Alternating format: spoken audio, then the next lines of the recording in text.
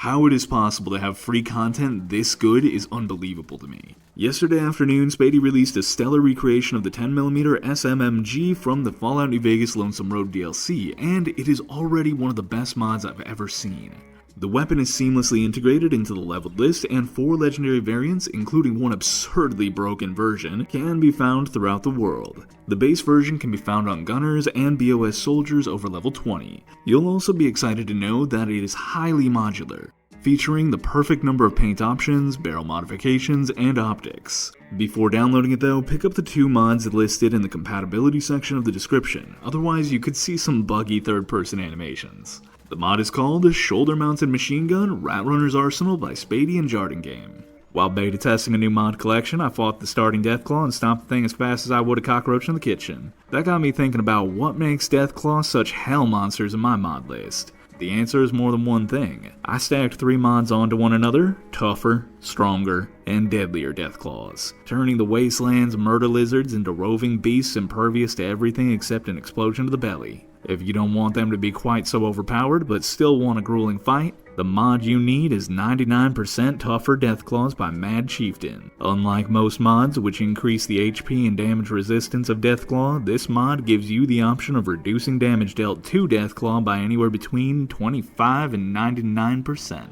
The other day, I was testing out an RPG mod that claimed to spawn on Supermutants. My skepticism forced me to seek out Fallout 3's iconic companion, Fawkes, who has existed in my game for months now. Located in the subway tunnels beneath the Boston Public Library, Fawkes is being held captive by a group of his fellow Supermutants. When you encounter him, he'll request your assistance escaping, and is then available as a companion. As an added bonus, those of us using the classic Super Sledge mod can get a patch for Fawkes that replaces his vanilla hammer with one from Fallout 3. I also suggest using DC and West Coast Supermutants. The encounter will be improved, and it makes Fallout 4 Supermutants a greater threat by restoring Night Kid. Shields have been an integral part of battle since, well, the beginning of time. The 3 mods I'm looking at today bring fully functional, world-integrated, and scalable shield combat to Fallout 4. For this, we need 3 mods: a Shield Framework, Shield Integration Project, and the SIP add-on, the full names and links for which are in the description.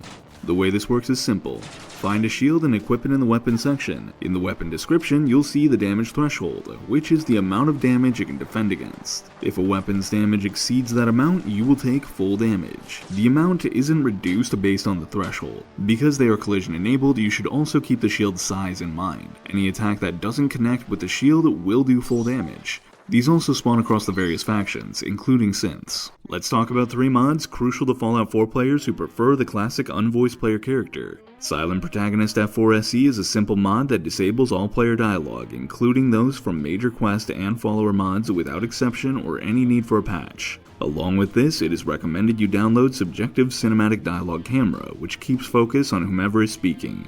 Because you would otherwise have no way of knowing what the player is saying, Extended Dialogue Interface is required to provide complete text prompts for all dialogue options. It's also needed for most of the best quest mods anyway. I like the quiet. Those of you looking for epic antique weaponry should download this immediately. This is a high-quality remaster of the Springfield M1903 mod released in 2020. It looks basic at first glance and is in many respects, but the mod is custom animated for first and third person and works with the mod munitions. If you download the patch from the optional files, you'll be able to choose from 308 or 3006 in the weapon workbench. 308 has a faster reload speed at the cost of damage, but is a more common caliber. My reason for downloading this was to see it used by Minutemen, but it also spawns on Raiders and Gunner Snipers after level 15. You can also purchase a 6 special variant from Arturo, but I won't spoil the surprise. The mod is called M1903 Infantry Rifle M1903 Day of Infamy Redux, was remastered by Diacute, and is available on Xbox and PC. My female character has been rocking this black latex looking outfit for a while now, so let's talk about it. This is one of many outfits you can get from VTOL Wardrobe number 9, so long as you aren't concerned with the Fallout aesthetic taking a hit. As is the case with most of the outfits in this collection, the bodysuit has more than one version, as well as numerous modular attachments, such as this vest that adds tactical straps and static weapons to the character. The gas mask also comes from this collection, but the fast helmet my character uses is from the mod Gunner Armor expansion, which is much better for general use. What more could you possibly want from a player home?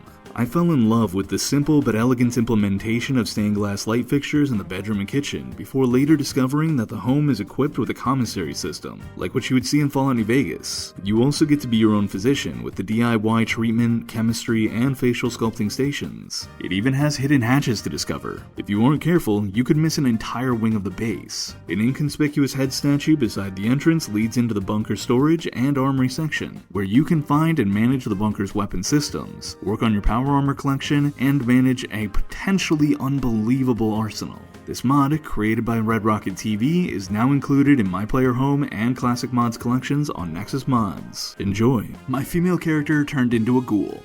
Yesterday, I heard a rumor that dynamic ghoulification can now be patched for female characters. So, after tweaking the patch a bit, I took Sonya for a swim and drank a few gallons of irradiated water, before sleeping in my underground bunker while ignoring the medical advice of my wrist-mounted health monitor.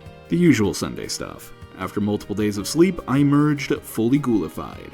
During stages 1, 2, and 3 of my character's transformation, the rusty face bug was present, but dynamic ghoulification ultimately worked. The base mod and patch are linked in the description. You look like a man who's been around the waste, so I'll cut right to it. You'll find fresh-grown food, mysterious locales, and treasures as of yet unlooted. But keep your wits about you, because you'll find more than a few exotic critters and inhospitable locals. So stay here if you're not man enough. Oh, it's got it all. Ruins of ancient pleasure towns, mysterious swamps bristling with treasure, and all practically untouched by outsiders. Once you got a ticket, just head into the cabin, settle in on the cot. We'll be there in no time.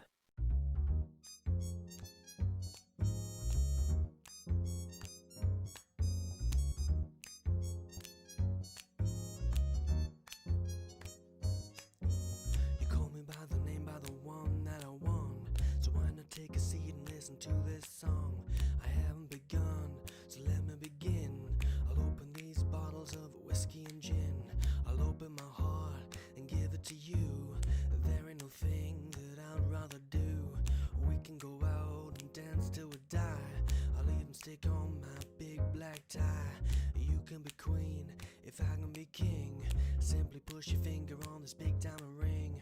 I'll grant you a dream, a wish or two. So far